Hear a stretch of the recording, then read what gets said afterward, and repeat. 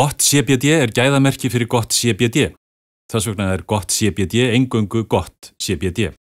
Gott CBD styrkir huga og hönd, gott CBD styrkir líka þvottahúsið. Gott CBD betra en margt CBD.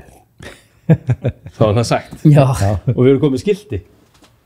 Róbert. Þetta svona svo altari. Amen. Herru Egill, velkomin til okkar í þvottahúsið. Takk fyrir. Og geggjað að fá þig. Já, æðislega að vera hérna. Þetta ábyggilega svolítið gamalt þvottahús, það svona lágt loft hérna. Þvottahúsið actually hinn með vegginn, sko. Já. Þetta geymslan. Já. Og þetta hús var byggt 1930, þetta semst í kjallaranum heima mér. Já. Og það var sami maðurinn sem bjó í húsinu, hann Skarphéðinn, sem var skrattari. Já. Hann endaði sem skrattari. Hann bjó hérna frá 1931 til 2012. Vá. Þannig að 81 ár eða eitthvað. Já, og fyrst, þetta lítið hús, sko, skráð 96 fermetrar. Já. Og altså bara hæð og ris, og það var engi kvistir á risinu eins og þau núna. Já. Og tímabili byggu 8 manns hérna, það voru 5 manns hérna á hæðinu fyrir ofan og flöturinn 6x6. Og svo voru 3 í risinu. Og húsið var ekki einangrað, einfaldlega í öllu, sko. Ekki einu svona einangrað þaki, sko. Kósí maður. Ótrúlegt. Og já, þetta semst kjallarinn. Einmitt. Hérna skildi hann eftir alls konar dót, hann skildi eftir, sko, ljá hérna og stafir, hann skildi mér að setja fölsku tennurnar sínar. Og hann var smá tendur, sko, því þegar ég setja upp í mig, þá passar í alvegni að baka í góðun á mér. Ég geti verið bara eins og eðlumaðurinn, bara með 2-faldan efrigó. Vá. Og ég lífi ekki, sko. Gunni, þú verður að gera það núna. Núna? Já, ég finn þetta eftir. Ok. Finn þetta. Já. Herðu, já, Egill maður, þannig þú ert hérna, því ég veit í rauninni ekkert hvað þú ert búin að vera að gera neitt rosalega mikið, annað en þú ert bara svona einhver stór listamaður. Og ég heyrði mér þess að í dag hafa konuna sem ég að vinna með, hún sagði, Egill Sæbjörnsson, þetta fremsti listamaður Íslands. Vá, það nú alveg bara ekkert smá. Og hún þekkir því ekki einu sinni, sko, bara veit eitthvað deilað er. Og ég var bara, já, ok, ég veit ekkert það, og það 2 sem ég veit sem að þú hefur svona gert fyrir utan listina sem ég veit að þarna en ég veit ekki af henni og það rungið. Já. Við ætlum að fara í þá eftir ef þú hefur áhuga. Já. Og og svo Tongue of the Lawn. Já. Og eins og ég sagði við hérna áðan þá þetta diskur sem ég þurfti að kaupa 2 því ég sleit honum upp. Mér finnst það alveg geggjað, sko. Ég dansaði kóngulóadansinn og sníkladansinn og mauradansinn og búsettur í Kaupmannahöfn í svo miklu grúfi, bara loksins var eitthvað komið sem meikaði fullkomin sens fyrir mér því að ég þurfti ekki einu svona að skilja textan því textin meikaði ekki sens, sko. Nei, nákvæmlega. Þetta var bara einhver steypa í leðurjakka, sko. Já. Þannig að bara Namaste. Þannig að ég hérna bara með smá upplýsingar hérna þig og svo ætla ég bara að henda á þér spurningum. Þú semst elst upp í Norðmýrinni. Rétt. Þú lærið myndlist í fjöltæknibraut mynd- og handíðaskóla Íslands.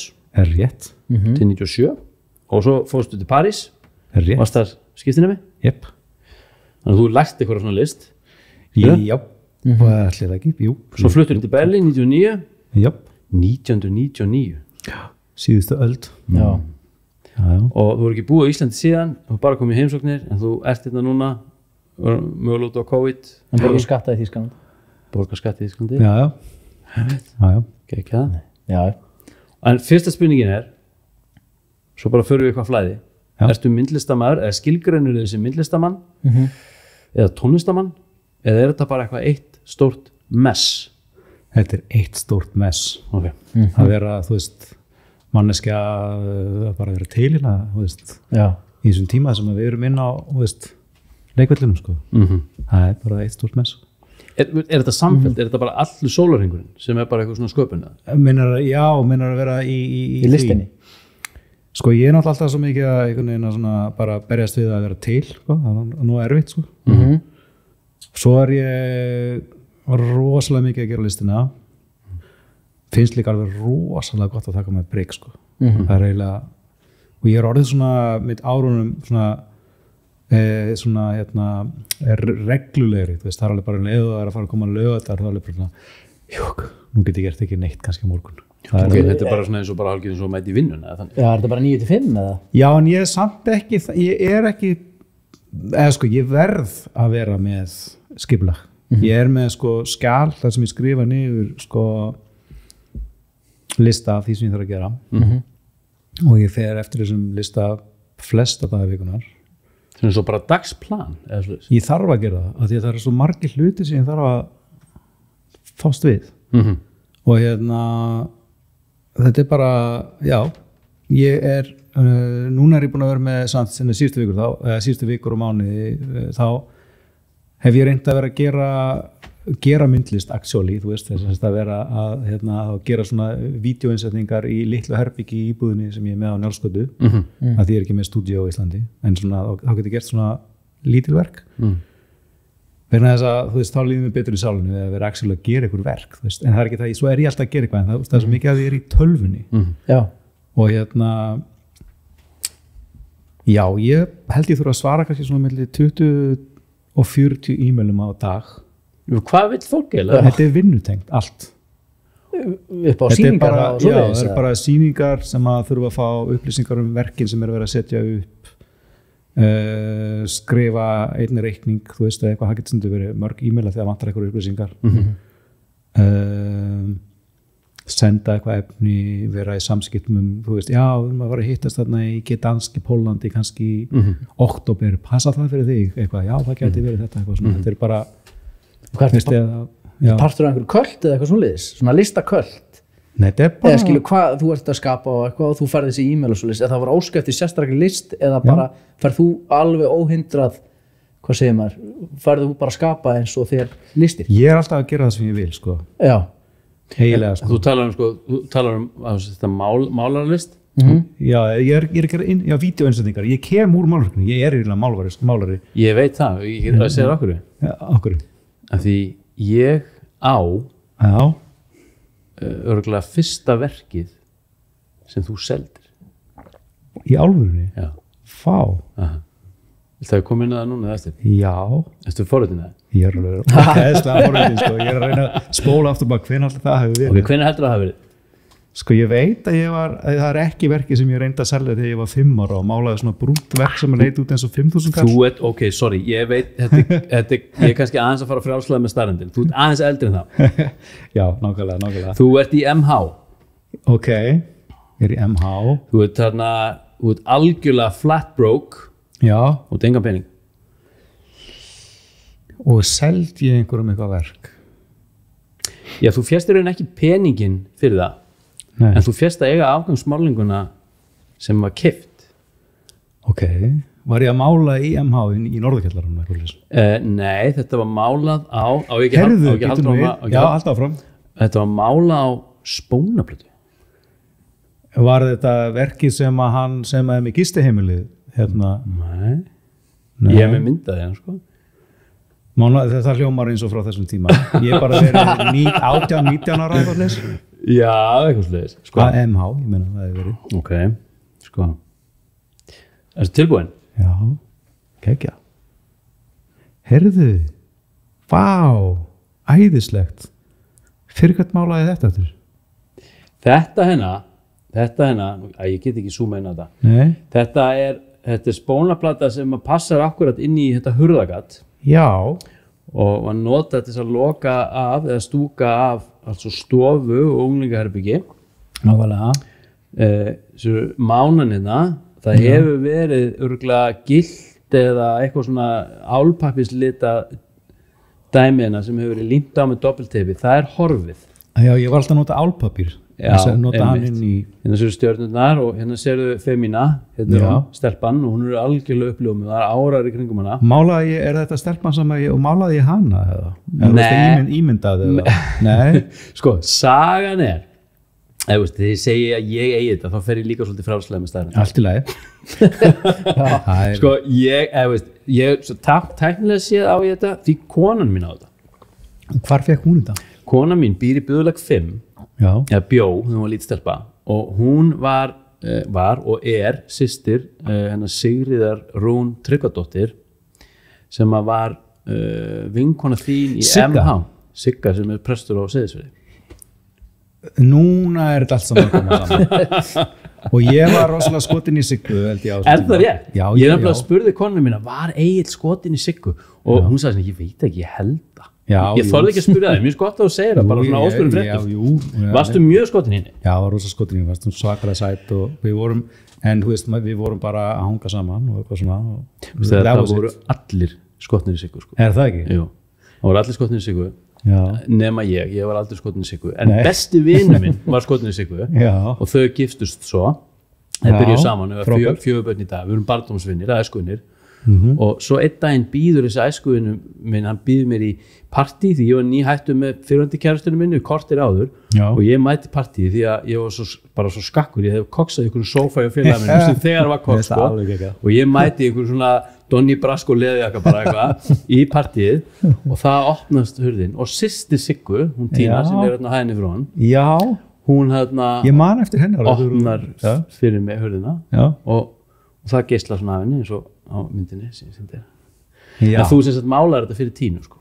Ég málaði þetta einmitt fyrir hana en nakta konan hún er bara augaburður en það er sko öllum líkindum stúlkan sem þú varst svona rosalega skotin í hún Sigga þú verður mögulega verið í þráhyggju sko og hún er hérna allsber nákvæmlega nú veit ég hvernig mákona mín lítur út allsber nei, svo er þetta líka svona sko, svo er þetta líka svona einhverja svona herri veru sko, ég var á þessum tíma var ég mjög svona spiritual sko ég var að fara aðeins inn í það já, sko ég var varstu að sveppu með eitthvað? Nei, ég tók engin svona þannig efni, ég prófaði ekki sveppi því ég var hérna unlingur. En hvað gerðist? Hvernig þá ertu andlegur? Hvað ertu að upplifa? Þá var ég bara sko að læra, sko þetta byrja allt með því að ég hérna var með á mikið bólum og mér fannst það kannski vel 3 ára eða eitthvað og vildi losna við þær fyrir balli sem var næstu helgi. Allt svo í MH? Já, og hérna ég held að sko, ég held að hérna, veist, það er byrjunum á spiritualismanum þetta losnaði bólum þannig að mamma fór með mig til hérna David sem var svona iriodologist, þú veist, hann las í manni þú veist, lit, hérna æris, hérna, augasteinin og settum á okkar mataræði eitthvað svona homopatíu dót eitthvað þú veist, bara eitthvað svona komur að segja, hérna maður átt að sleppa að borða hitt og þetta og ég man ekki nákvæmlega hvað hann sagði síðan einhver því þá fer hún með mig á fund með manni sem var líka í einhver svona sko og þar fór ég að læra hérna tíbesk fræði og hérna stúderaði þarna einhverja bækur sem hefur verið skrifuð af manni sem fór til Tíbet sem sagt í 1800 svona fyrstu vestrænum mönnum sem fara svo með þetta til Ameríku. Þú veist að tala bara um búddisma í rauninni eða það veit ekki hvort það sé búddismi þetta eru aðferðnir sem að gaurarnir eru að nota til þess að materialisera hluti þetta er svona eitthvað svona Doctor Strange þetta er svona eins og The Secret af því að þegar ég sé Secret og veist og hérna öllum árum seinna já þá er þetta bara nákvæmlega sem ég var að læra því ég var úlingur og hérna er mjög áhugavert dæmi. Mjög áhugavert Það er Secret þá eða? Já og vísindin á bakvið Ég notaði þetta daginn og virkaði sko Já Nei, skilur ég tilenga mér að ég veit ekki hvort þú virkar en ég gerir það sko allt gangu ekki kannski með umslæðin hurðina sko en í aðra hluti sko bara kemur þetta sko það var ekki snilt sko Lærður þú þetta? Ég var að læra þetta 16 ára og byrjaði að þú veist það er stór furðulegt Já byrja að læra hugleiði klukkutíma á hverjum einasta morgun ég fór í skólan í MH Gerður þú það?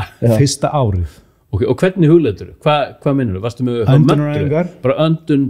Já, möntrur og hérna bara að veita svona ljósin innan í manni og fyrir ofan mann og eftirtekt og þetta voru bara þessar aðferðir sem þessi maður hafði lært í tíbesku klaustri bara 1900 eða eitthvað En hvað er það sem færði til þess að fara inn í þetta? Bólunar? Já, það er bara að finna Já, losnaður við bólunar fyrir partí? Nei, býtu Já, ok Ég losnaði sérst ekki við bólunar sem var mikil hugarkuð og þess vegna er ég ábyggilega verið svona feimin sko, ekki þóra að reyna meira við Siggu eða eitthvað þú veist, ég átti enga kæristu í menntaskóla samanlega ræðileg kvöð af því að ég fór á kaf í þetta og bragðaði ekki áfengi sko, sem að maður hafði svo sem farið á nokkur svona léttfyllir í eitthvað bara í grunnskóla eins og allir og veist, var búin að sofa hjá og allt það en svo svaf ég ekki hjá neitt konu alveg bara frá því ég var 16-17 bara ég er 22 ára eða eitthvað að ég er líka á kafi í þessu og en þetta var erfitt og þetta var vont og þetta var líka ákveðið sekt vegna þess að þetta var eiginlega svona verið að reyna að setja mann inn í eins og maður væri bara munkur í ykkur klustri og ég tek þann ákvörðun þú veist 22 ára gamall í Toulouse í Fraklandi sem ég er að fara að skipta mig til Fraklands í skóla og miðlaskólanum að ég ætla að vera hérna í mennska heiminum veist. Varstu búin að vera í rauninni í bara hálfgerðu skýrlífi þá? Var þetta bara eitthvað svona andlegt ferðalag? Já, en stundaði sálfróun sko náttúrulega bara að minnstakost einu svona dag alveg bara frá því að ég veit ekki hvenær og líka á þessum tíma það var með rosalegt samanskapið út af því út á sálfróunni? Já, ok Er það fræðin sem allt svo mæla gegn? Já Holdslegri nautt Já, holdslegri nautt, hvort sem að sé þú veist bara í hvaða formi sem hún Er það ekki líka sálátið? Það er rosa power í sæðinu sko. Jú, það getur verið, en þetta er svo hart þegar þú ert unglingur maður. Þetta er sann sjálf, þú tekur þessu ákvörðun alveg sjálfur, einn og stuttur. Já. Varstu þá ekki bara í einhverju svona... Þetta var, ég hafði rosalega mikið áhuga á þessu. En þú varst ekkert í kláminu? Það var ekki komið. Nei, þú veist á netinu. Nei. En það var sko, ef að ég, veist, hefði fundið klámblað eitthvað, þá hefði ég náttúrulega leiðið yfir því, eins og allir sko. En þú náttúrulega lista, því nú er ég nýlega hættur í kláminu sko, klámneyslunni, og hann er ekki nýlega, það er svona 3 vikur síðan. Og ég er búin að vera að prófa að fikra mig áfram í sjálfsfróninni á þess að nota klámið. Því ég hef bara aldrei gert það síðan 10 ára, og svo er ég fann að þjásta svo mikið sekt út af kláminu sko. Því ég kom með barn og ég er að vinna með börnum og ég kom til tómtuðisinn og núna er ég einmitt bara að fara inn í þessu sköpun veist, áður en að maður fer á stað búa sér til senu og maður er ekki að særa neitt það er engin skítugur markaður sem ég er eitthvað að setja sjálfa mig inn í sko. Nú er ég eitthvað að búa til eitthvað senu og bara já nei, gengur ekki, svo bara þessu út af og svo veist, finna eitthvað aðra senu og bara já þessi er næs og svo bara execute og þá fer bara á stað eitthvað svona eitthvað saga það er sköpunum sko. Fattur þú hvað við? Gerður þetta svona? Já, maður því annars þetta mataði á upplýsingum sko. Já, þetta var bara aðalega fantasía sko. Svo las maður mikið Anna S. Nin það er heldur eitthvað bók sem var á heimilinu sem var mjög eitt Er það eitthvað erotist? Já, Anna S. Nin skrifaði svona erotíska sögur bara miðjan öld síðustu öld sko. Var þetta þá bara mjaltakonur og hverjulegis? Já, eitthvað fólk í París og eitthvað svona franska sögur. Hámenning er þetta bara? I got your point. Alveg ógeðslega fyndið. Já. Þannig að svo slítur hlekkina eða hvað?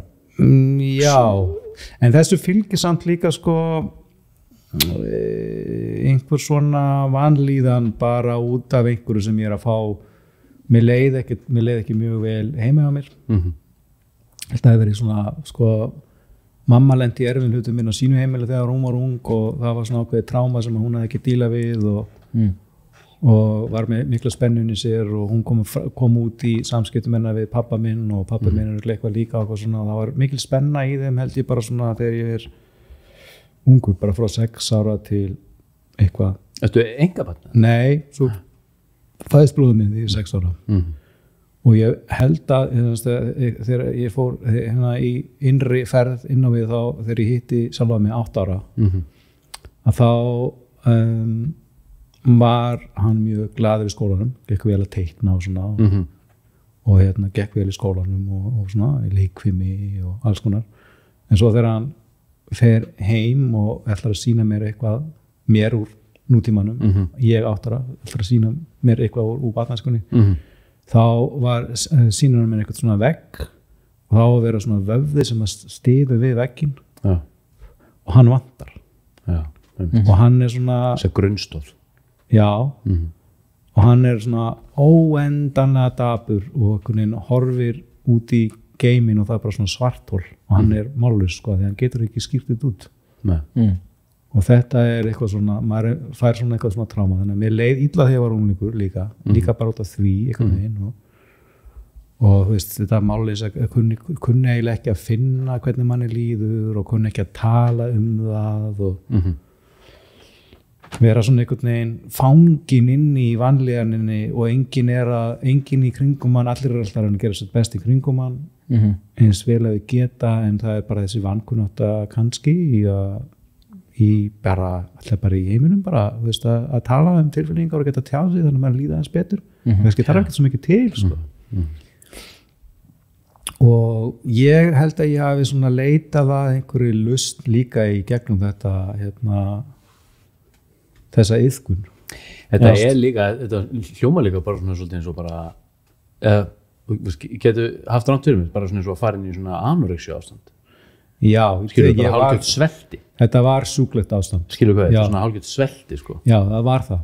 Og ég þekki fólk sem fer inn í, þú getur farið inn í anorexíu þar sem þú sveltið á mat og sama manneski, hún kannski svelti sig félagslega, hún svelti sig altså tilfinningarlega og kynferðislega og einhvern veginn hleypir engum að og er bara það sem hún er óhullt sko. En svo getur líka vel verið að þetta sé bara svona sjálfvirt varnarkerfi sem fyrir gang sem þú verður að fara inn í og svo þegar þú komin til Frakklands í Toulouse, þú er búin að slíta þig burt frá þessum efnisviðjum sko. Já, nákvæmlega. Þá bara árið sem ég var í Frakklandi, 22 ára í París. Það tekur ákvörðum sko. Þar byrjaði ég að hætta að vera grænmetisæta og byrjaði að prófa alls konar hluti. Nákvæmlega maður, fuck that, skilur við. Já, og það var rosalega stórt og gott ár.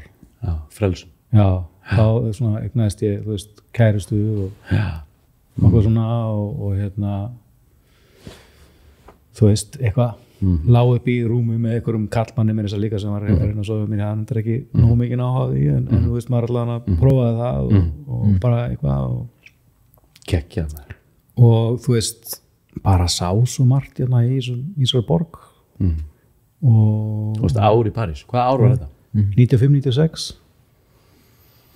Já, ég veit og en sko talandi sveltið að inn í þessu, þetta var nefnilega bara svona sekt sem ég lenti inn í sko. Also skömm? Nei, sko svona sekt, also trúarsekt. Já. Nú, also hópur fólki? Já, og semst kennslan þessi típisku mál sem eru mjög áhugaverð. Hvað, er þetta á Íslandi? Já, þetta er á Íslandi.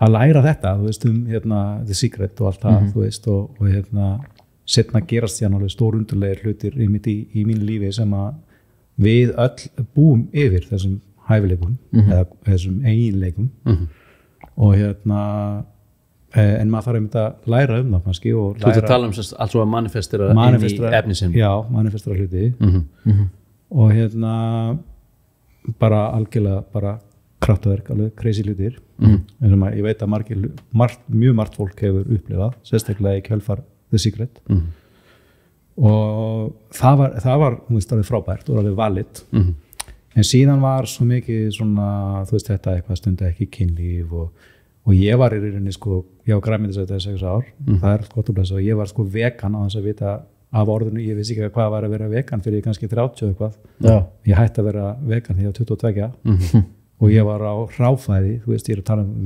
1990 og eitthvað, þú veist, að reyna að lifa á því lífrænt, að vera á lífrænu fæði, það er bara eitthvað svona tófukubbar, skilur, það er ekkert til. Það var bara rökkbrauð og tófukubbar og döðlur sem ég pantaði í svona kassa frá Kaliforníu. Og það er bara heilsuhúsið, sko, það er ekkert til á þessu tíma, sko. En mamma fór alltaf í Yggdrasil og var að kaupa þar, af því að ég held að frænka okkar hafi stofnað Yggdrasil og eitthvað. Já, hún er kannski verið með afslátt.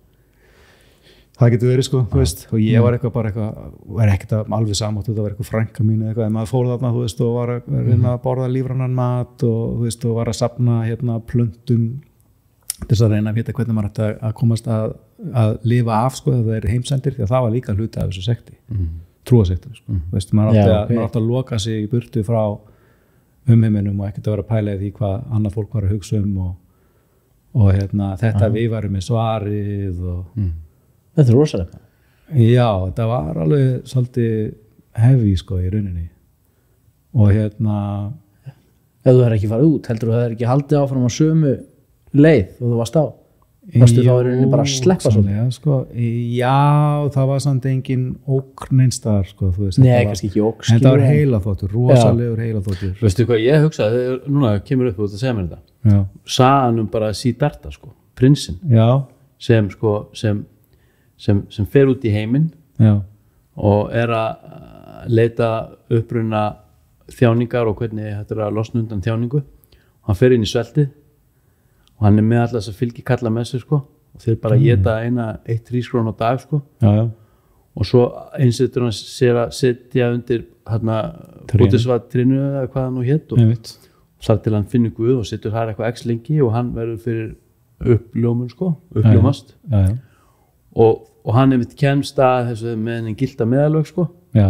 og þá verða hinn félagarnir hann svo fúlur út í hann hvað er það, hann bara eitthvað að hafa með sér mat og það bara að segja lausnin felst ekki í hvað heitir það, þetta að minnlætislíf minnlætislíf er það ekki? Jú, er það ekki?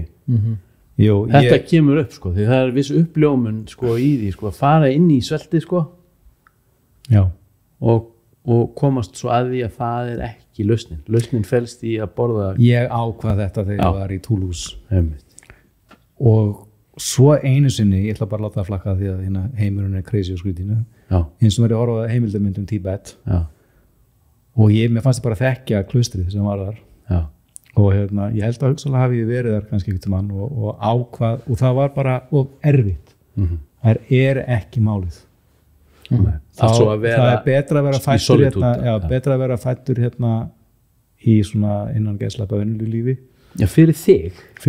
Fyrir mig, einmitt auðvitað, bara fyrir mig hér og nú og og það er mjög fínt sko veist, en þetta þessi tenging við þennan þessi andlegu hlið veruleikans hefur fylgt mér alltaf tíð og er ennþá hluti af myndlistinu minni og og pælingum og svo framvegis þannig að mér þykir alveg ótrúlega vænt að sjá þessa mynd sem ég er alltaf búin að steingleyma að vera til hún er hana, ég er kannski fæðið til þess að laga hana þegar hún verið fjarlæð úr buðulegnum þá kannski getur er hún ennþá þar? Já. Á hurð eða? Já, þetta er inn í hurðarkarmi já, maður minna Sigur býra það já, í kjallara er það ekki? Já, algjörlega þetta fer upp á vegg í stúdíónu já, þetta er alltaf rifjast upp sko, frábært þetta er geggjað sko og þetta var svo spiritual tími þannig er ég sko að þjást á milli þess að vera skoltin í einhverju stelpu og geta ekki leyft mér það heldur samt að kannski að fara þangað eða eitthvað þannig það var ekkert sem var að fara að breyta því það var sko bara togstreitan var svo rosalega sko. Sér þetta og skoðar það þú sér sko það eru stjörnur tekna stjörnur og þetta eru elvistur í mánin þetta er bland af nakinni konu bara eitthvað sem manni finnst örgulega fallegt og spennandi og eitthvað svona heilari veru hún virðist vera í algjöru samat í ástandi sko þetta er þetta tímabil geggjað mér vá, djúvisis heiður að eiga hlutdeild í þessu þetta er æsla gaman en sko það sem þú segir þú tekur ákvörðun að stíga inn í efnisheiminn og leika þar að efninu því það er ekki hættulegt svo lengi sem að þú drukknar ekki því ég meina það er ekkert annað í þessari efnislu tilveru sko. Svo trúi ég því að þegar við erum komin hinum einn þá erum við að horfa á lífið og mér finnst ekkert ólíklegt að þá sé allt vesenið spennandi sko. að fylgjast með bara þetta er eins og þetta er sjónaspil þú veist þetta er eins og að horfa á bíómynd maður rennir ekkert að horfa á bíómynd þar sem er bara eitthvað happy moments endalaust maður er að horfa á bíómynd sem er eitthvað vesen og brölt upp úr því og svo er eitthvað gott moment og svo þetta og hitt og það er bara það sem er það er gaman að horfa á það veist, og ég held að það er ekkert endilega verra að eiga líf bara hugsanlega þess vegna bara eitthvað róni á götunni þú veist, þú er komin í hinum einn horfur á það, juicy og gott eins og góðu camembert það er ekkert endilega þess í heimi ég held að þjáningin og allt það er ekkert endilega það versta sem að maður uppsker sko, þú veist þó að ég sækist ekki eftir því sko. Nei, nei. að þá þú veist já, ég meina, er það ekki alveg hægt að horfa á þetta þannig og ég veit mitt sko, ég svo vinur minn sem að tók eitthvað svona efni sem að setja hann í eitthvað ástand, ég man ekki hvað DMT Tögabóðefni. já, hann fór á eitthvað svona stað sem hann hitti ykkur verur hinum megin og hann sagðist að hann vildi bara fara þangað sem hætti að vera til hérna og fara bara hinum megin og þá sagði hann að allir sem verður hinum megin hefur alveg að deyja yfir að fá að komast hérna yfir í efniseimin og verið allir vissunum þess að þar færðu það er juicy part Já, ok.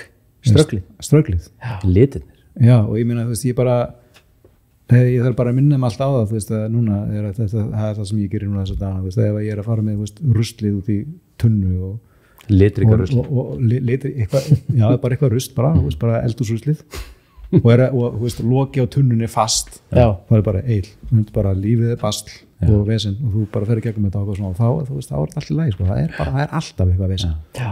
En er þetta ekki bara eitthvað svona viss núvitund sem þú ætti að lýsa hana? Veist? Svona núvitundar ástand. Jú, það er það sem að sko, það er rosalega mikið af mínu tíma í það að reyna að basla við það einhvern veginn að kópa við lífið bara yfir höfuð og það er orðið samt gengið betur með tímanum og ég þakka sálfræði meðferðum og terapíum sem ég ferði í alls konar terapíum nutta snerting farið nutt og vöfðaminni og hlutir af að losna þar og svo var ég í artterapíu þar sem ég bara pota puttunum í einhvern leir og að finna svona lust for life það var mjög fyndið Virkaði það? Já, þú veist, það voru moment sem voru alveg bara ótrúlega, þú veist, opnuðu eitthvað, sko. Og svo fór ég í EMDR terapíu í talsveit langan tíma og... Hvað stendur það áttu fyrir? Er það ekki svona eitthvað svona áfalla? Jó, það er, sko, ég segði ekki dýrarni kipta, en mér var sagt að það væri svo aðferð sem að Juno, þú veist, Já, í myndinni. hjálpar, ég er að UNICEF eða hjálpa stríðsrjáðu fólki, það er svo aðferð sem er notuð hvað mest, það er þetta og er notað líka fyrir stríðsmenn hermenn sem er að koma úr stríði og svo veist, þetta er svona með augnhreyfingum, og svo ferðu inn í moment, sko, þú veist, eitthvað gömul moment, sko til að vinna á því. En varst þú þá þegar þú fer inn í þessa vinnu, varst þú þá með eitthvað svona einangruð svona dæmi til þess að díla við, veist? Voru eitthvað svona áföll sem þú hafðir upplifað eða var þetta eitthvað svona ósýnilegt mein? Þetta var meira þetta ósýnilega mein, sko. Þú veist, og en það var mjög spaugilegt, sko, því að eitt af því sem ég var að fá oftast í gegnum, það var eina elstu minningunum og hún var eitthvað svona það sem ég er, þú veist, 3 ára á bíó álfaskiði ásamt mamma og pappa og alltaf er henni í Sörnbergi og alltaf fara upp í skápan á mér í móla og marketsastóðli og alltaf sko að fá mér móla og marketsastóðli þá kallar mamma inn dyrnar úr stofunni eitthvað, herðu Egill, viltu ekki bjóða gestunum fyrst? Og ég verð svo full út í hana mömmu tek helvítis marketsastóðluna og labba með hana inn í stofu og gef gestunum sem var að skvalfa skítsamum móla og helvítis marketsastóðlunni ógeðslega full og reyður út í mömmu mína. Fyrir hvað? Að hafa stoppað mig af. Ég vildi fá mig móla fyrir mig. En þú fengir hann strax, þú verður búin að bjóða hinn. Já, en hún truflaði þetta ferli.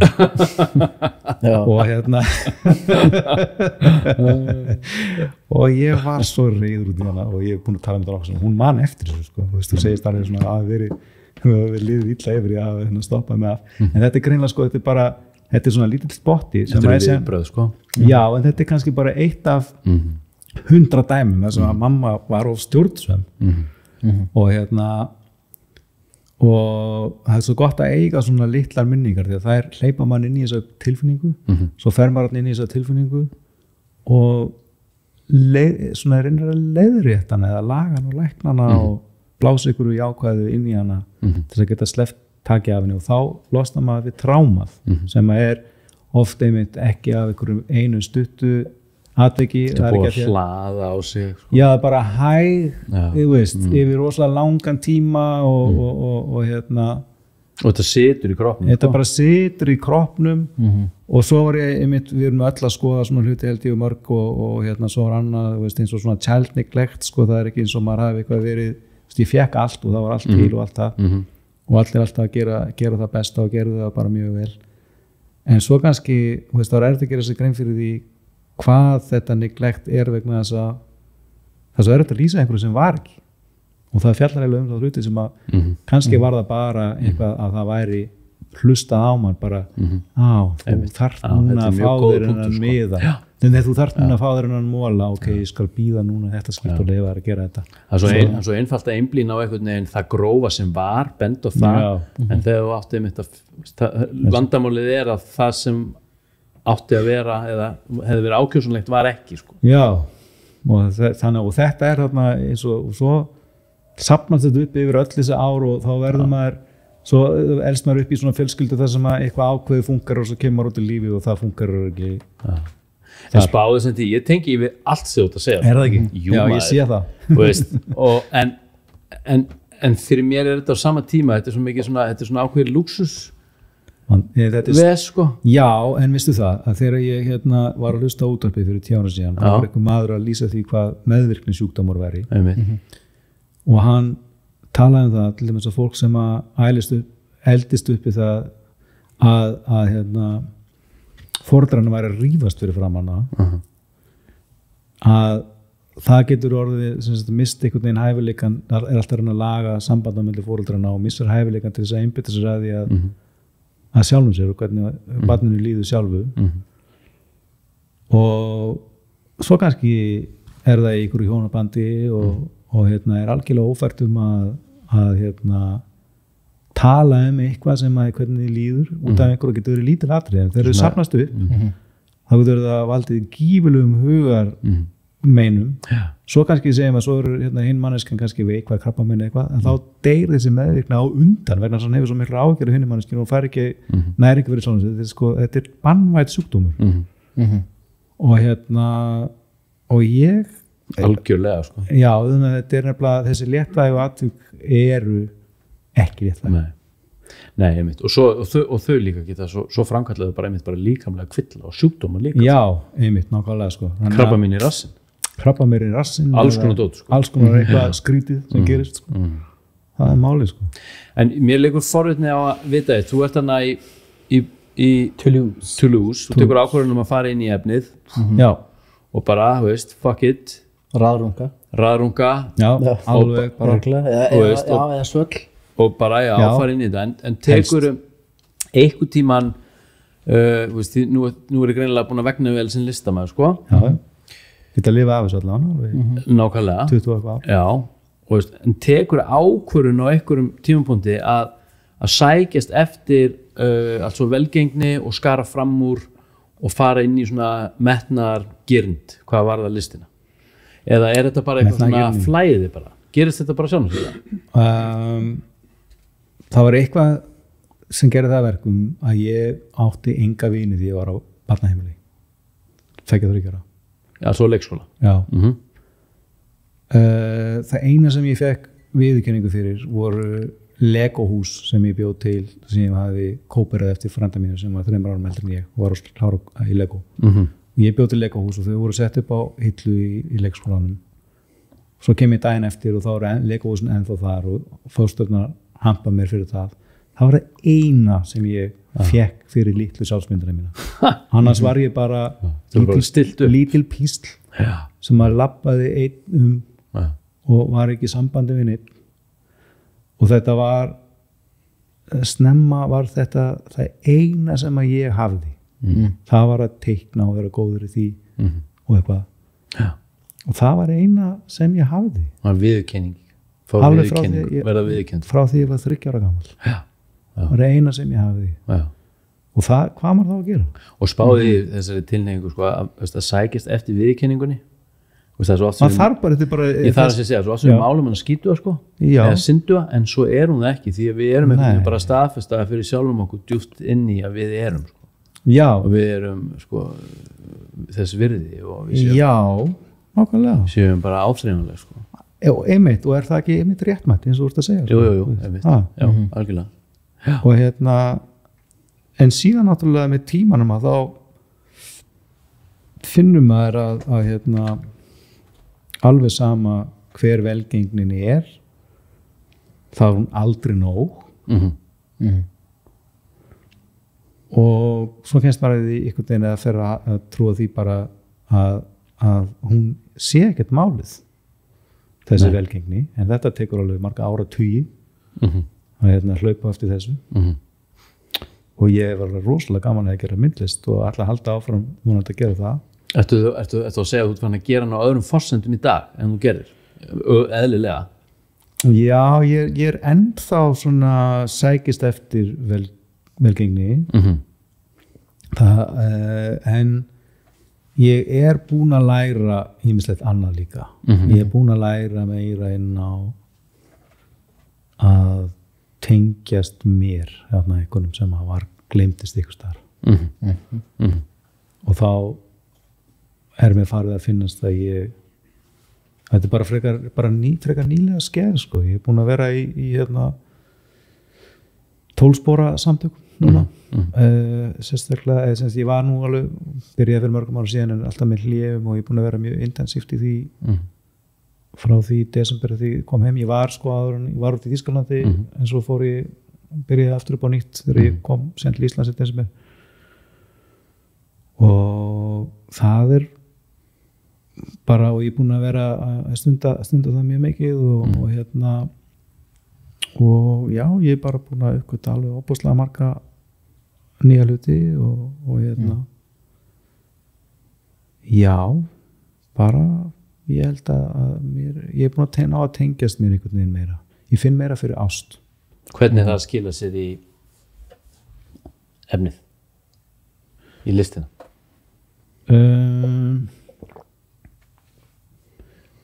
Því þú sér eins og myndin sem var sínar hérna áðan. Já. Sko, það er þetta líka við sorg, sko, líka sko.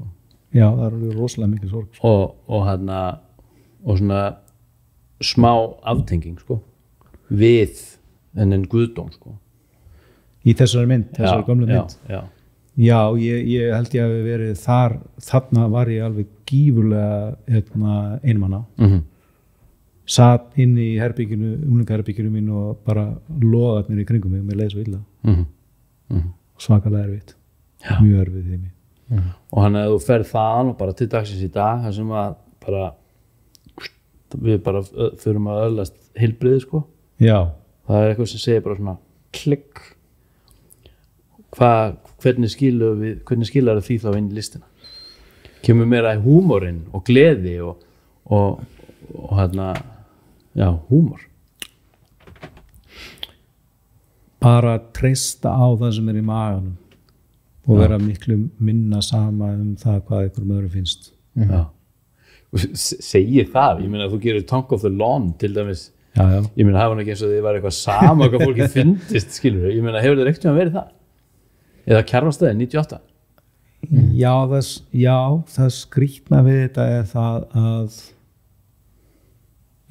var ótti þá? Nei, ég bara sko, þannig að reyndar svolítið svona, hvað maður að segja mér hefur eiginlega alltaf verið sama hvað fólk myndi segja, ég bara var að gera það sem ég held að var rétt að gera og þegar ég var að gera verki á Kjarvalsstöðum það var vegna þess að mér fannst ég var svo reiður út í alla listastofnunarnar fyrir það að vera að kaupa list sem var svona bara í haustnum mér fannst enginn vera að tala tilfinningar og allt þetta sem ég var að þjást undan. Var þetta eftir þú kemur frá Fraklandi? Já, þetta er 98, ég er nýútskrifaður úr listaskólanum, 97 útskrifaðist ég úr myndlistafandaskólanum. Ok. Og Þú bara fucking pissed. Já, leiðalegt bara ógeðslega illa. Já. Og mér fannst bara ég þoldi ekki þessa konceptlist sem að fyllti einhverjar rúðustreikur einhver koncept og eitthvað í hausnum á fólki á sölum, veggjum ristasafnana. Og mér fannst enginn vera að tala um eitthvað sem að skipti máli þú veist, og ég var með þessa gífurlegu vanlíðan og og já, og það því ákvað að gera þetta sjálfsfróunarverk, þá ég vissi að það yrði rosalega erfitt ég vissi að ég get aldrei búið mig fram sem forseti eða eitthvað svo leis ekki útiloka neitt sko en þú veist það var það sem ég hugsaði það var kannski borgarstjóri, þú ekki byrja á því já, ég man eftir þessari hugsun en svo lá ég upp í sófa og hugsaði bara eitthvað svona hvað hefði David Bowie gert eða eitthvað svona sem ég varst að vera svona hetjur og þá sagði ég hann hefði bara kipt þeir hefði gert þetta sko já, og ég gerði þetta ég veit ekki alveg hvernig þetta fór fram veist, ég held að það hefði verið inn í glerkassa svo segir vinkonum minni að þetta hefði verið inn í svona stiftum gangi sem þú labbaðir eitthvað svona huldu fyrir eitthvað svona hulduhotn eða eitthvað eða svona meis sko, ég tek upp það sem að ég að runga mér þetta var ekki inn á Kjarvalsstöð nei, það tekið upp í vinnustofunni okay. ég að runga mér með banana hvernig þá? með bananahýði bara í bananahýði það er eitt annað vídeóið og hitt vídeo er það sem ég að runga mér við gluggan án þess að tippið á mig sjáast utanfrá en ég að fá kikk út úr því að horfa fólki fyrir utan já, það sér þig ekki nei, tæplega, ég upp á annari hæði eða eitthvað, skilur þú veist, og það langt fyrir neðan en ég að fá að rásal út úr því að vera að gera eitthvað sem að ég átti ekki að vera að gera skammaðist mín alveg rosalega mikið fyrir það eftir á já, það er örgulega allan tíman þú veist, þetta er svona blanda af skömm og nautn einhvern veginn, þú veist raunverulega nautn þá já, ég meina ég fekk kikk út úr því að gera þetta og já, en alltaf hafi verið kynferðisleg eða sköpun á gáða kynferðisleg og bara lífsleg, bara lífið bara eitthvað og já, og þannig að ég var svona ákveðin svona kannski voyeuristi og svona exhibitionisti á þess að ég hafi kannski gengið eitthvað sérstaklega langt í því sko. Þetta þótti kannski eins og langt á þessum tíma sko. Já, en þá gerði ég svona fake veggi inn í Kjarvalsstaði sem að kemur inn og eldur sért að horfa bara á þú veist, eitthvað svona ákveðin vegg í safninu og ég bý til eitthvað svona gerfi listaverk utan á það sem er eitthvað plöntur og spegil og eitthvað kæftæði nema það spegil er sífrú þannig að það gæti verið einhver inn í vegnum að runga sér að horfa á því gegnum spegil skilur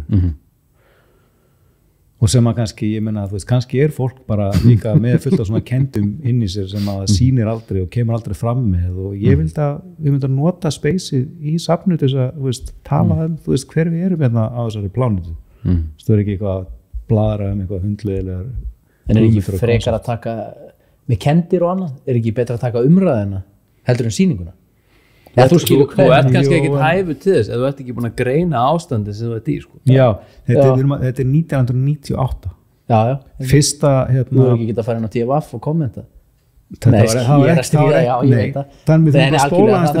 var ekki komið internet nei, ég veit að ég er interneti og innan ásagangi eru ykkur útprentunar af ykkur svona internetklámi ykkur svona og auglýsingar af fólki að reyna að ná tengslum við aðra þú veist, verða út ykkur partner fyrsta, þú veist, klámbylgjan sem að, þú veist, ákveðin hópur af fólki síðan er svona klámkynnslóðin er eftir þetta er á undan heldur þetta að haft eitthvað að segja? Nei, það var bara að koma utanfrá þess að þú veist alltaf þetta klám var aðgengilegt á internetinu síðan einhverjum árum setna eða í rauninni þarna líka og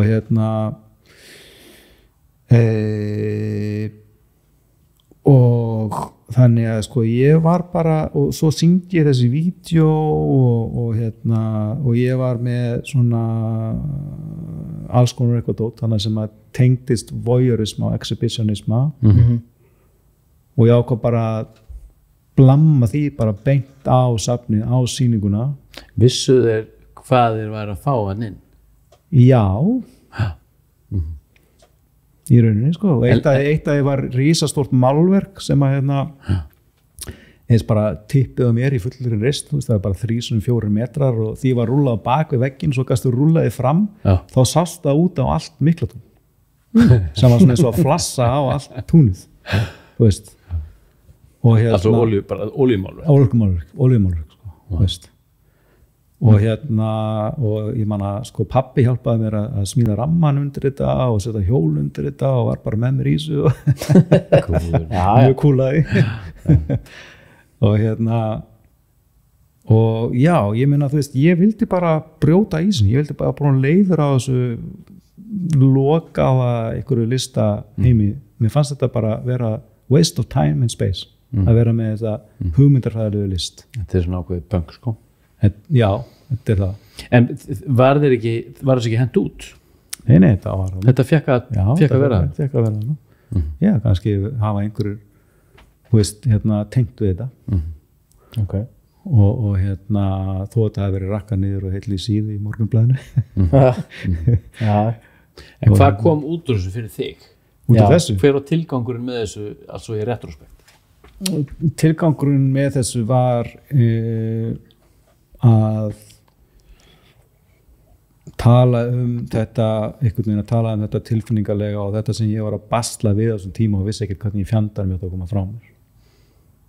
Þetta er á þessum tíma þegar þú veist, ég meina í dag þá er miklu meira líkur á því að einhver getur bentir á að fara, þú veist, inn í 12 spora samtök eða til sálfræðings og það var ekki í boði. Það var ekki í boði á þessum tíma. Við erum nógu gamlir til þess að vita það.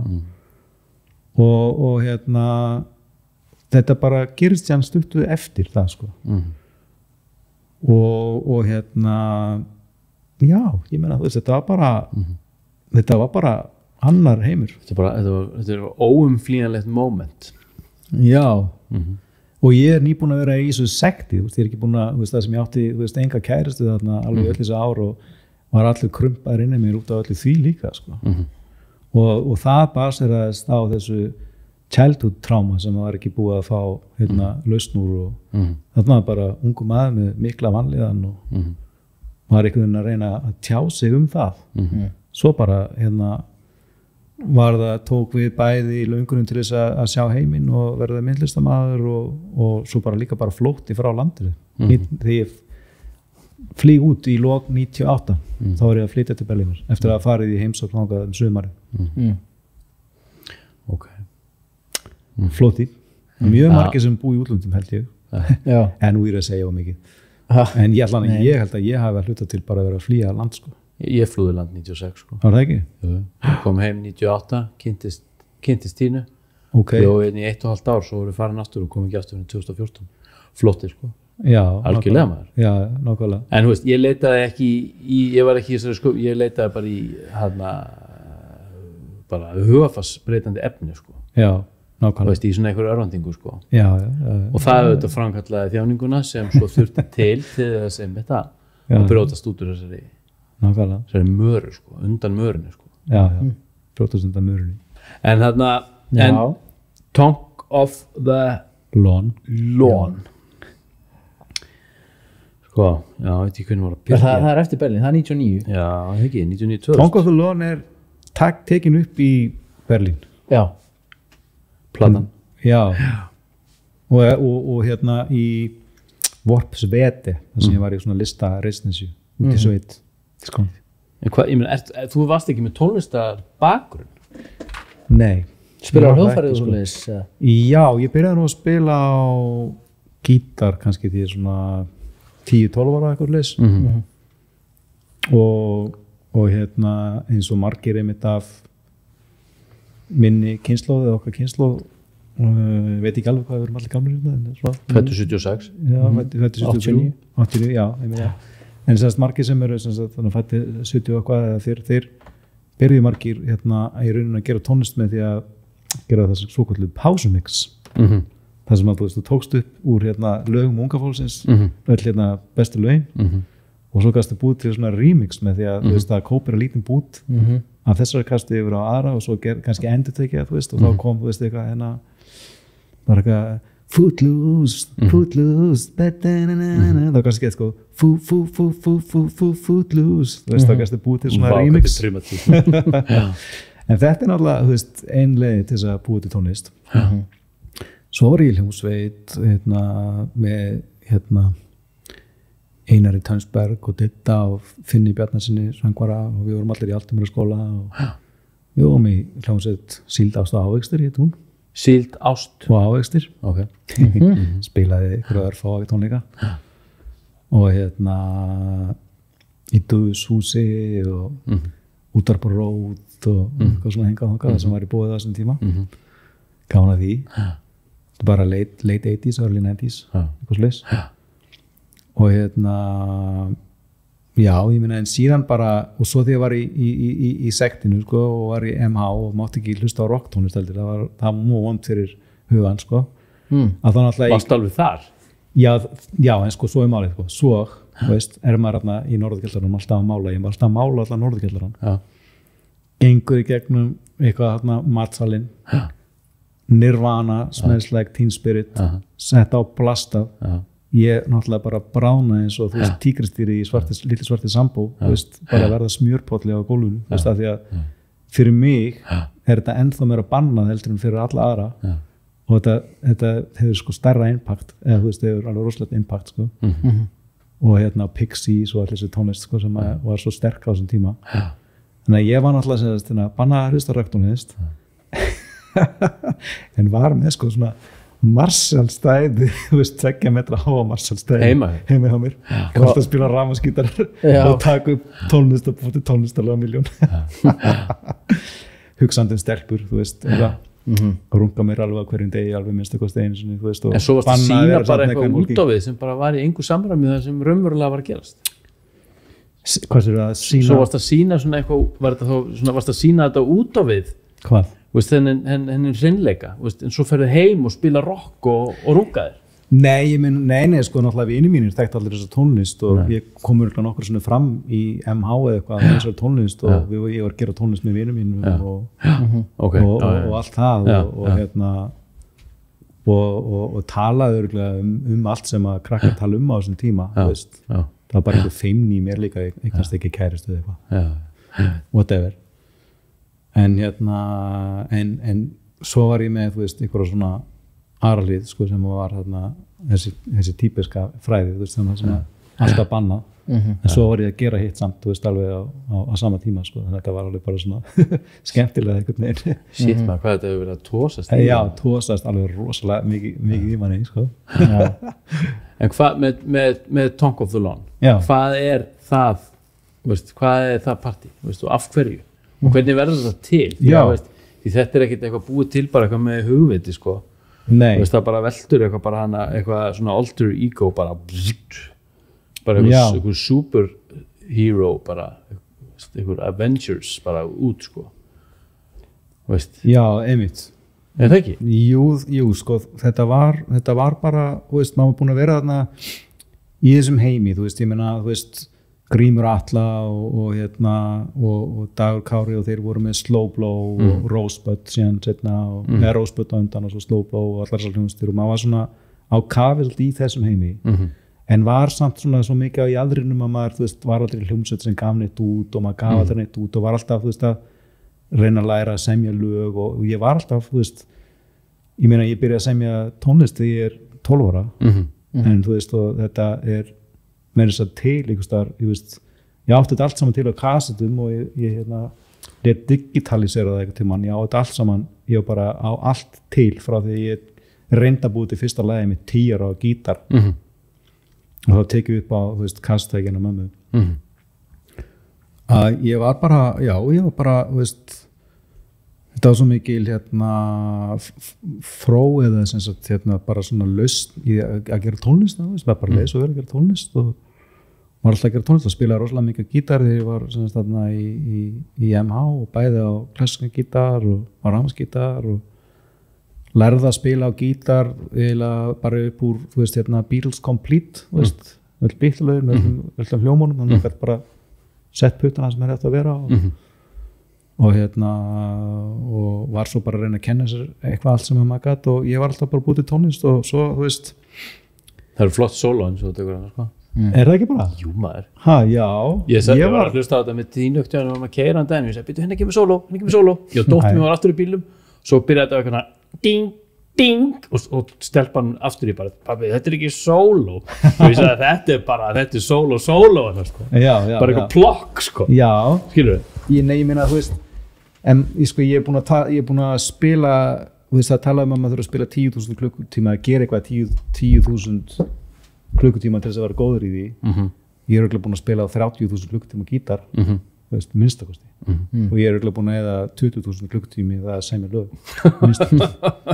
Og ég, þú veist, allar þessar kastur sem eru með ótilhæmdu einhverjum lagstupum sem að urðu aldrei að fullum lögum fyrir en að ég er kannski svona 20, þú veist, ég byrjar að semja komið alveg ákvæmtis lög kannski bara því ég er unglingur, þú veist, en kaup mér svo fjarrásstæki í París og gítar og mikrofón, ég er stoltur af því, tek það skref og byrja að spila, taka upp fullt af lög 95-6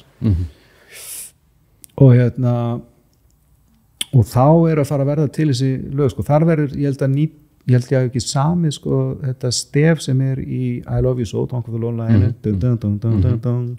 það er úr gamlu lagi sem ég setti sér inn í þetta lag sem þú áttir já og og maður bara svona er að stúdera það hvernig maður á að gera lög. Ég gerir síðan plötu 98 sem heitir The International Rock'n'Roll Summer of Egil Sæbjörnsson.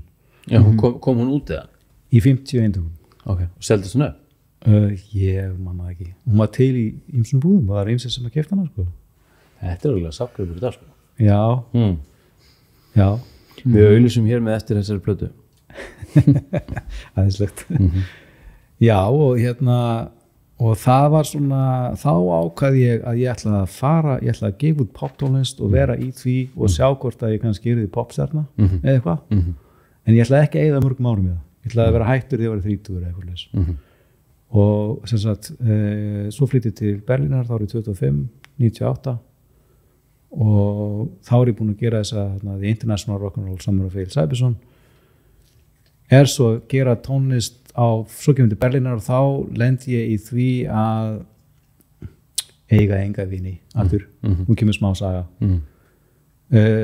og ég það bara, ég bý einn í borginni, þekki engan nema Ínu Vútge sem hjálpaði mér að fá íbúðina sem ég bjó í sem var á móti henni. Ég þurfti að fara út á götu og bara spurði ykkur að stelpu hvort ég mætti að labba með henni niður götuna því ég þekkti engan og ég labbaði með henni inn á kaffhús og þar, þú veist, kynntist ykkur fólki og svo var það ekki fyrir David TV, vinur minn frá París frá því að það hefði verið þar, kemur í heimsókn og býði mér í heimsókn til Deborah Siamoni sem gerði síðar vídeo við Tongue of the Lone á Íslandi. Og kærastinn hennar Fabian, hann er dyravörður í klúbb sem heitir Berlin Tokyo. Okay. Og þangað verður maður að fara, fylgd þeirra og þar hitti ég svo til dæmis einn náunga sem að kallaði sig Wolf og var svona dökkur yfirlitið með rosalega loðna bringu og var svona tróð upp og var flottur guður frá Kanada og þið var báðið nógu skrýtnir til þess að geta ekki blandast inn í hópinn og voru fyrir þetta klúbbinn og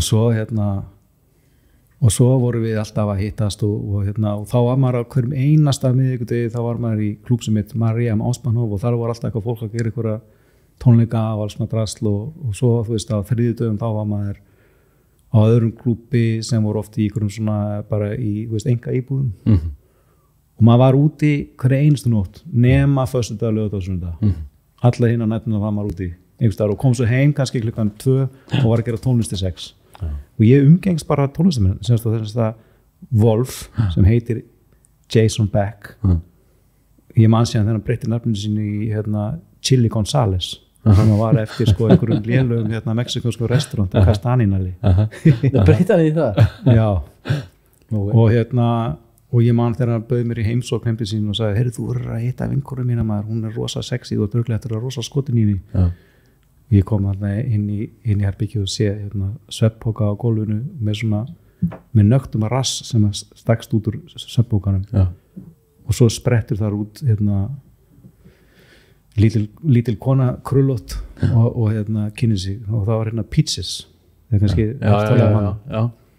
altså tónlistakona Peaches og þannig að þetta voru vinir mínir þú veist, þeir voru þannig að Peaches kemur síðan með Fuck the Pain Away árið eftir, slæri gegnum því Chili Gonzales verður svona einhver ákveðin stjarna, flytur síðan stuttur setna til París og byrjar að vinna með Daft Punk og öllum sem verður pródusent og gefur út solo piano og allt þetta þannig að fólki sem ég er að umgangast 99 í Berlín fyrst árið mitt, þetta var eiginlega allt tónlistafólk og þannig að ég eiginlega á ég svo miklum álíka bara í svo miklum erlugum með lífi og sjálf með það bara, þú veist, ég var að gera myndlist allan daginn sko, þú veist, en síðan bara var ég að gera tónlist allan nóttina og þá ger ég þessi lög sem eru svona inspiruðu svolítið af sinunni sem að var þar og við vorum að inspirera bara öll hvort annað og fer með þá tónlist og reyni, þú veist, sendi bara eitthvað kassetu eitthvað á smekkleysu, þú veist, og það svona ekkert kannski mjög miklar undirtektir. Þú sendir lögin sem endur svo á disknum? Já, en þau voru samt allt öðru sér þá, sko. Sendi þau og fer síðan og fæði að tala við Sjón manni fyrir heimlands og þá var sko international, hann kveikir einhvern náði, þarna gæti verið sko einhver myndlistamæð sem gæti verið svona poppari og sér eitthvað svona stönd í þessu eins og Sigmólinu voru náttúrulega stöndatriði og svo er fundið með Einari Erni sko sem var náttúrulega svona bara gangandi guð sko, þú veist það með Sigmólinu, það var alltaf guðir maður leitt svo mikið upp til það var bara að hálfa verið nú sko, þú veist 15 metra há sko og þau ákveða að gefa plötuna en þá fer ég og eyði alveg sko örugglega 8 mánuðum í Berlín árið 2000 fyrir til Vilnius tek upp einhver lög þar í Ríka því fyrir að vera þar í mánuð og síðan svo fer ég í svona residency í Worpswede sem í Þýskalandi tek upp fullt af lögum þar og vinn hinn lögin betur sem sagt voru á þessari kastu og svo ákveður að setja mig í hendurnar á Valgeiri Sigurðssyni í Gróðurhúsinu og sem pródusent og við klárum 10-11 lög á 7 dögum og Valgeir náttúrulega sko, þú veist, hann hreinsar upp hljóðið hjálpaði mér að bæta inn þess að vanta bassa, þá spilum við hann hratt inn hann prógramar á nokkra hluti inn í þetta hann heyrði bara sem vantaði upp á já, þú veist og tók til já, tók alveg rosalega mikið til þú veist, í hljóðheiminum og neldi þessa plötu saman sko. og við, þá er hún tilbúin og þá kemur hún út shit man. og svo var ég sko en svo fleira á baku þetta, þá er þetta sko karakterinn það var einmitt það sem ég er svona svolítið peggi sko, þú veist, með eitthvað svona svarta hárkollu já þetta meikar engan senn sko. Þú veist bara eins og eitthvað hendi bara úr gimskilu já, en ég þurfti líka sko, þetta var þetta sko, ég er ekstra að labba og sé svona hárkollubúð í Þýskalandi, Berlín eða það var í Hamburg ekstra, ég man það ekki með svona hárkollum fyrir konur, hvað maður að segja af afriskum uppruna eða svona flettur og svona dót sé þar þessa hárkollu sem að líkist Fokuhila hárkollu sem sagt fóna kurz hinten lang stytning af því Fokuhila því stutt ofan og langt aftan svona, þú veist, svona mullet og það var ekki í tísku 99, það var ekki komið í tísku þetta bara passaði enga veginn en þetta kemur svona 2-3 ára setna þá er þetta dettur út í tísku og ég seti þetta á hausinu mér og kaupi líka svona græna striga sko sem að þú veist svona lúðarnir í Austur-Berlín sem að passuðu ekki inn voru í og fæði mér svona denim líka sem að var þá ekki í tísku, það var ekki fyrir alltaf inn úr tísku þegar svona lúðarnir í Austur-Berlín voru klættið þannig og ég klæddi mig í þetta og er bara eitthvað svona labba í Austur-Berlín bara svona til þess að mocking around sko. Fá bara feelingin, komast í karakter já, mocking eins og mockingbird sko, líka að djóka sko bara fokka í liðinu með því að vera svona klæddur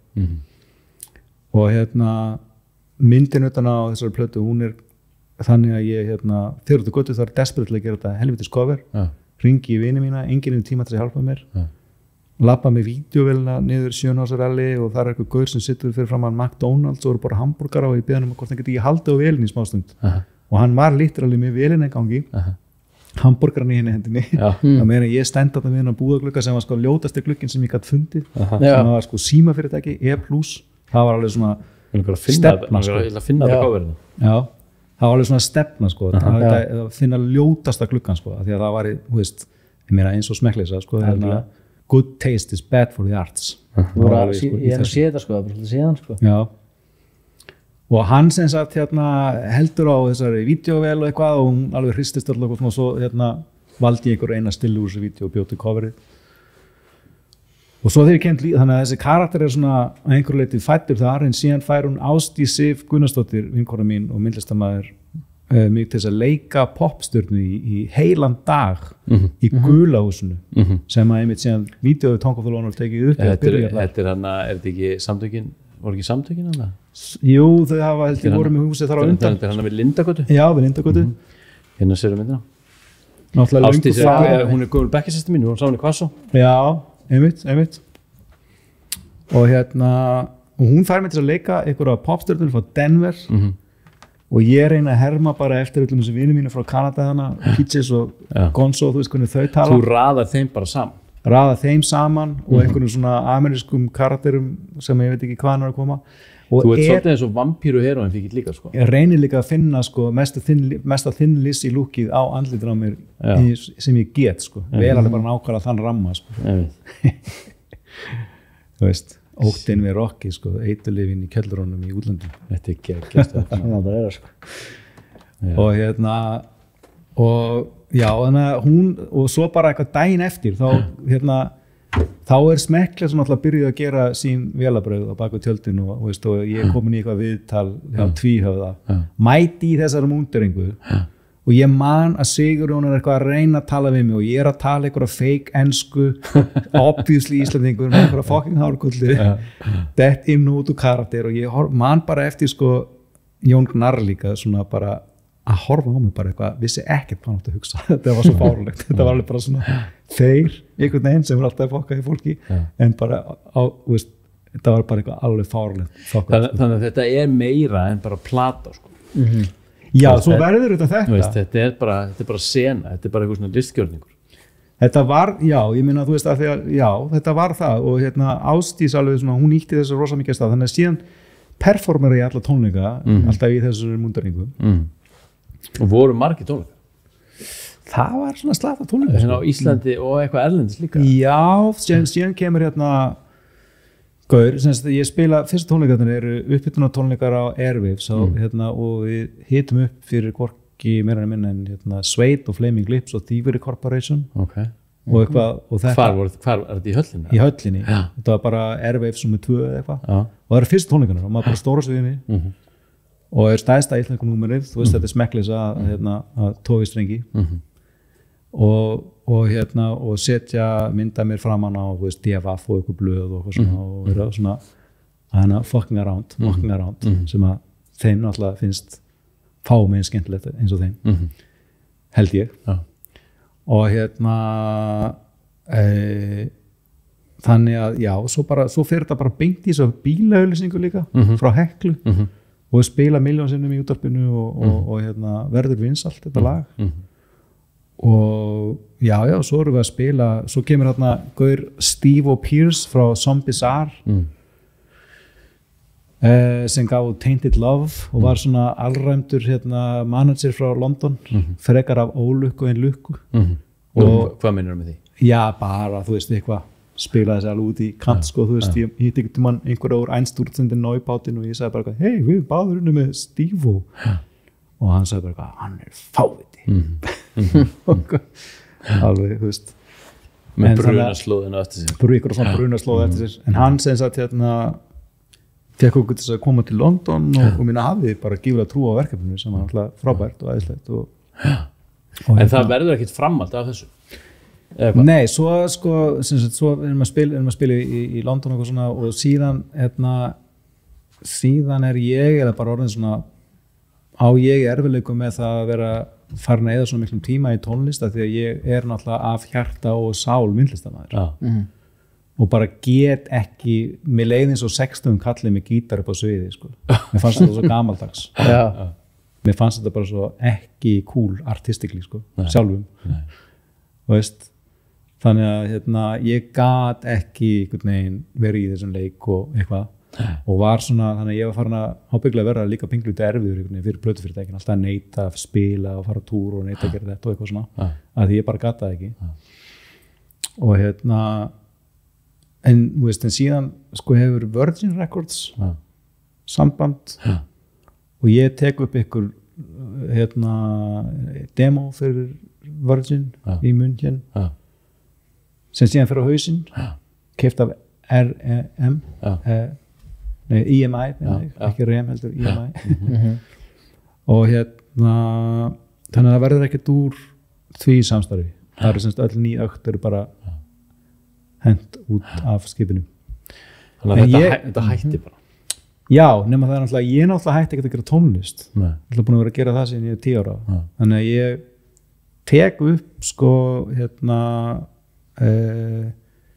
ég er búin að sýna miljón manns alltaf þessar upptökur og alltaf, og svo bara er ég að taka upp sko ég var bara að skoða daginn árið 2001, árið eftir Tongue of the Lawn kemur út á sem ég og teku upp 32 lög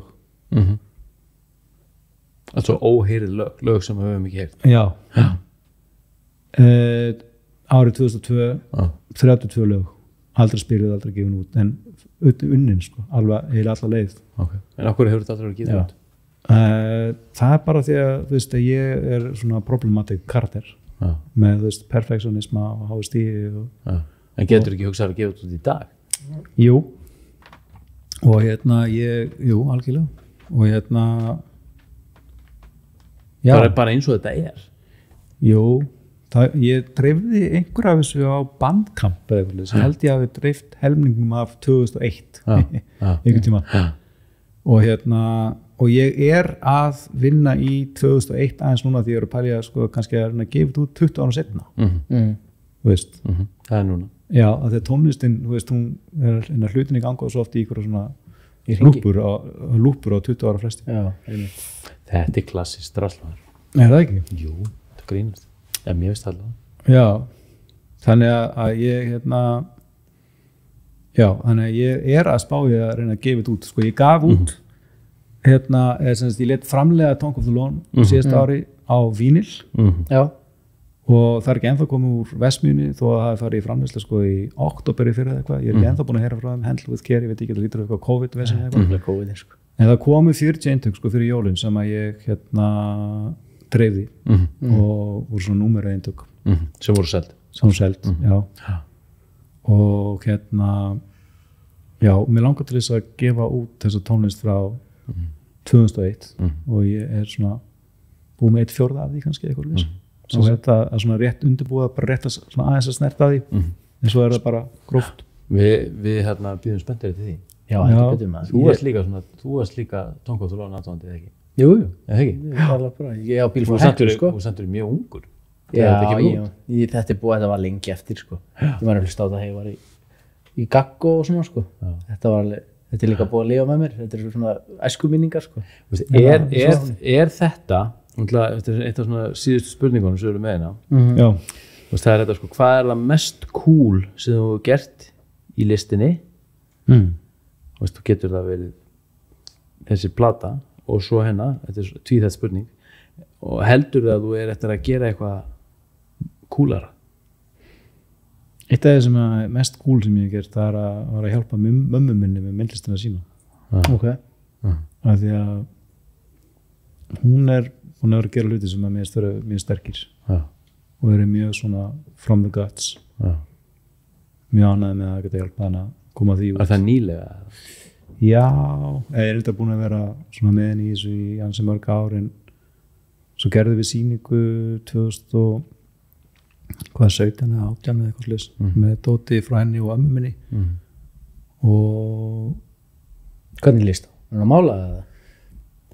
Nei, hún var sko, hún safnaði annars vegar umbúðum utan af öllum svona borvilum og einhverjum tækjum frá pappa þú veist, og töskum og svona þess já aðra pappakössum ekki svona plastkössum heldur bara svona eða aðalega ramminn bara utanum kassin nei, svo málaði hún hvíta eina hlið á tækjakassunum og svo var hún sko að því að hún fór í sko artterapíu í 15 ár þar sem hún var að vinna á sínu tráma sem felst í því að amma gefst upp á heimilinu, hættir að borða, hættir að tala, hættir að gera neitt og er tekin í burtu í sjúkrabíl fyrir fram að nefið á mömmu og inn á Klepp inn á í Landsspítalann og gefið 1 milljón rafstuð og svona beðist kannski ekki alveg bætur og heimilið fór held ég einhvern veginn alveg í rúst sko.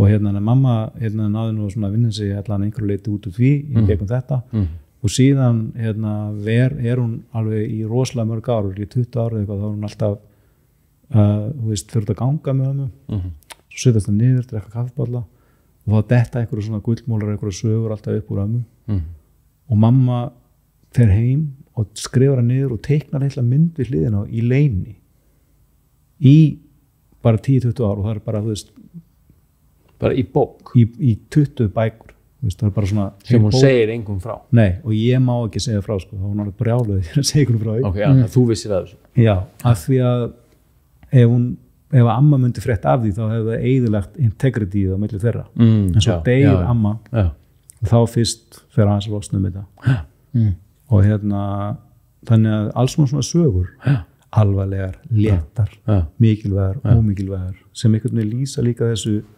lífi og svo þetta recycling element sem er í mömmu já, því hún að nota í rauninni nota við eitthvað sem að vanla bara hvað hendir í rusli já.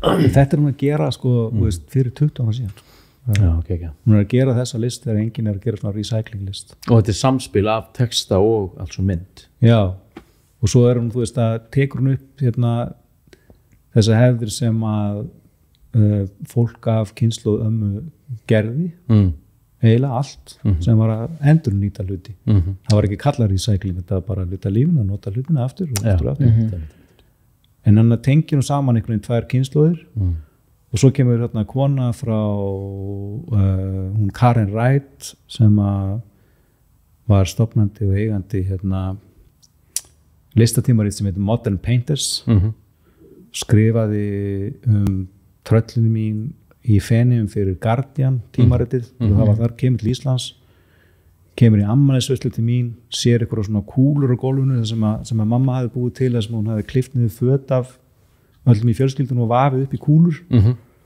og spyr hver hefði gert þetta fekk alveg rosa ná að þessu og það sagði ég þetta er mamma, þá segir hún, herri ég vil endilega hitta hana og ég að fara að ringi mömmu þá ringi dyrabjallan, þetta var náttúrulega ammæli mitt og þá er mamma mætt með svona ammælisköku í hendinni kemur upp, það er kynnast og Karin vil endilega bjóða mömmu og fara með dótið hennar og dótið hennar ömmu á okkur sýningu í London og Royal College og eitthvað át allt og eitthvað og þetta er rosa gaman og við ætlum að gera svona teaser af þeirri sýningu upp í sveit á bóndabænum þar sem þetta allt sem gerist nema það að Karin fær stroke í hitabylgjunni sumarið í Brighton það var stór og mikil amerísk kona en við höldum þessu streit og gerum þessa sýningu hún sérst Karin, hún deyr ekki hún er ennþá lifandi og er svona smán saman að koma einhverju hluta tilbaka við erum alltaf í öðru hvori í sambandi við hana en þá einhvern veginn Karin kveikir því líka bara að það sem að amma var að gera bara með því að nota sokkabúsuna sína til þess að búa til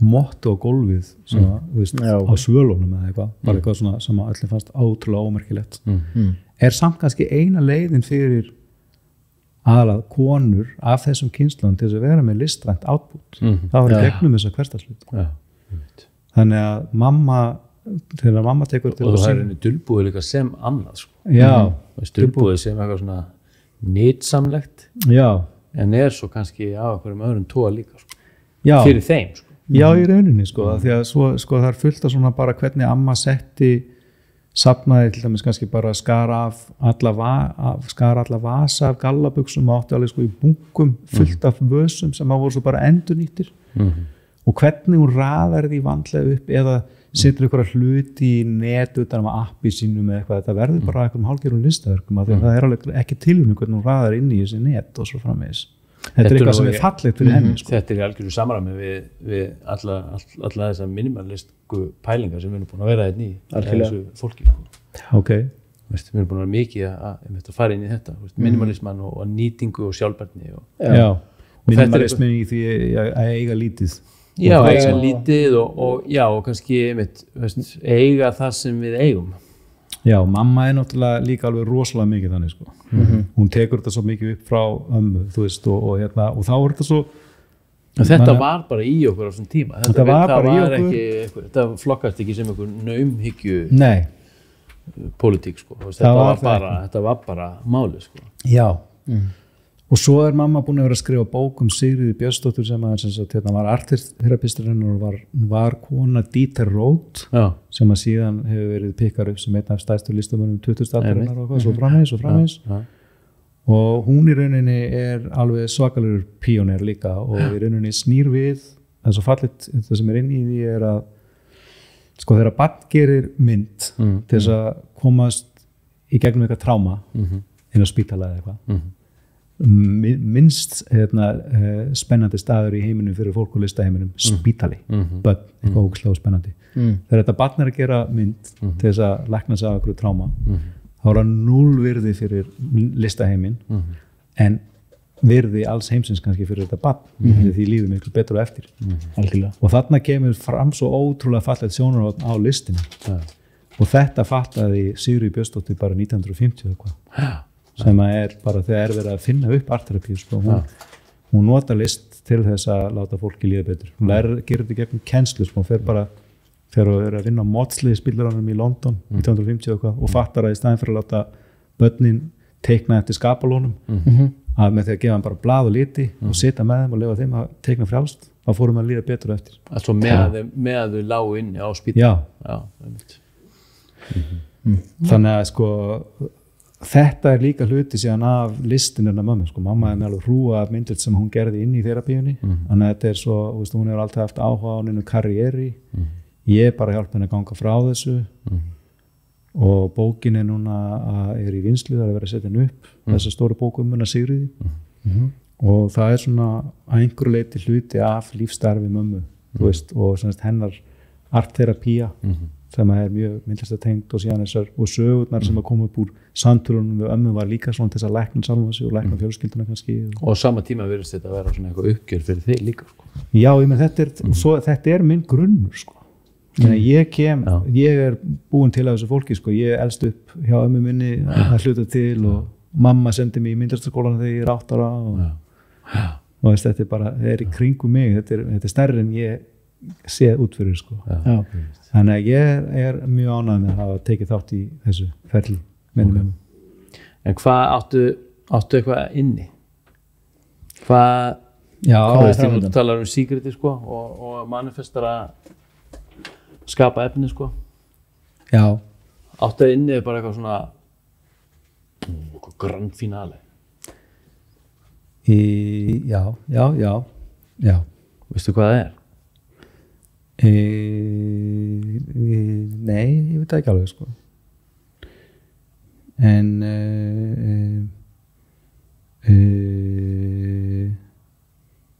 það getur vel verið að sé þarna eitthvað Spennandi Já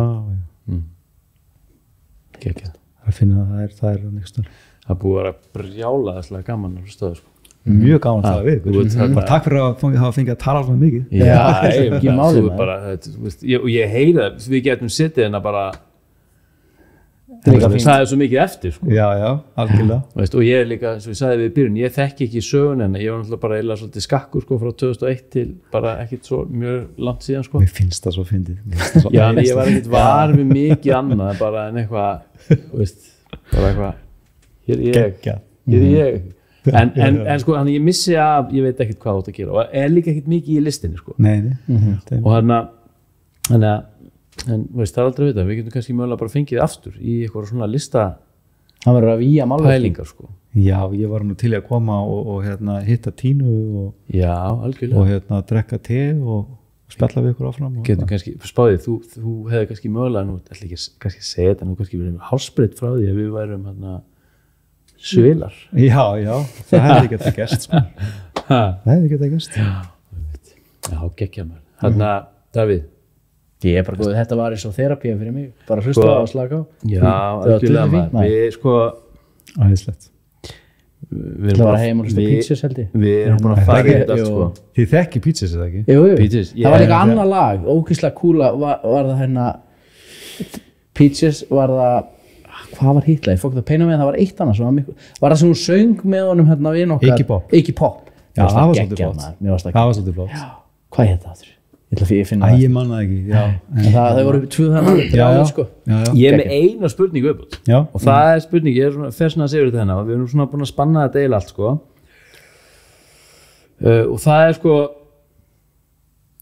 hver er munurinn á allt svo lærðum listamanni skilur sem að bara svona er að gera list og þeim sem að einhvern veginn er ekki í þeim pakka en lítur einhvern veginn á lífið og ferðalagið sem sko bara stanslausa sköpun, stanslausa eftirgjöf, stanslausa ígjöf og stanslausa sköpun án þess að vera að gera list sem svona eind sem er svo seld skilur hvað þetta er falli lýsing þetta ekki bara eins, þú veist, er það ekki grunnurinn er ekki grunnurinn að vera að fara gegnum lífið og veist, það er að fást við þetta allt saman og finna út úr því hvernig maður ætlar að hvaða vinnu maður ætlar að gera eða kannski bara það, einmitt þú veist mér finnst það að vera en samt er sko, það er listin, ég held að listin er samt svolítið svona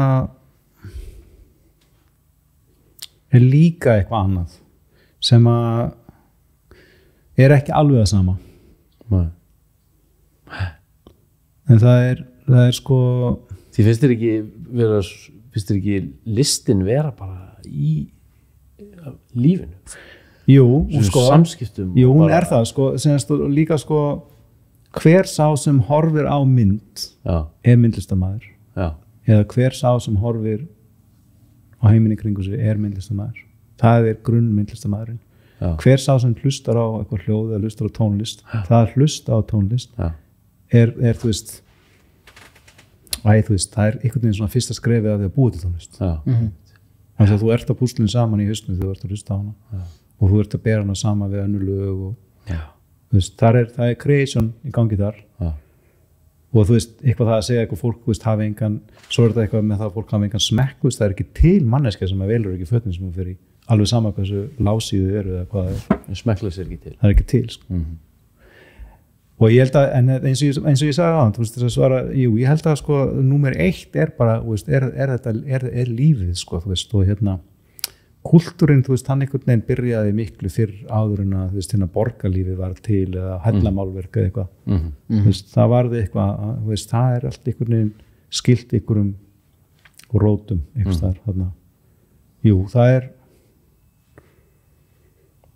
en síðan er sko náttúrulega svona iðngrein sko, þú veist, eins og myndlist eða byggingalist eða eitthvað sko, það er náttúrulega það er svona eins og að æfa sig í því að, þú veist, að kasta pílum eða eitthvað, þú veist, það ertu bara í því, þú veist. Já, og námið. Já, það er svona eitthvað nám í því, sko, þú veist, af því að það er,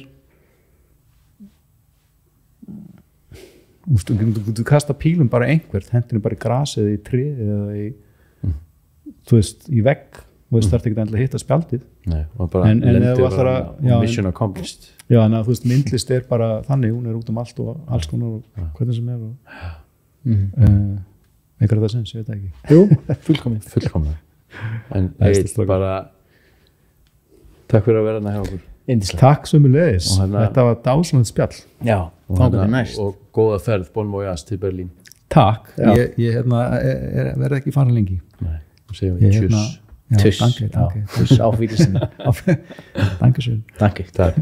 takk æðislegt Get high on the casa, you find a tongue off the lawn, you monk up the rouser. Gott CBD er gæðamerki fyrir gott CBD. Þess vegna er gott CBD eingöngu gott CBD. Gott CBD styrkir huga og hönd, gott CBD styrkir líka þvottahúsið.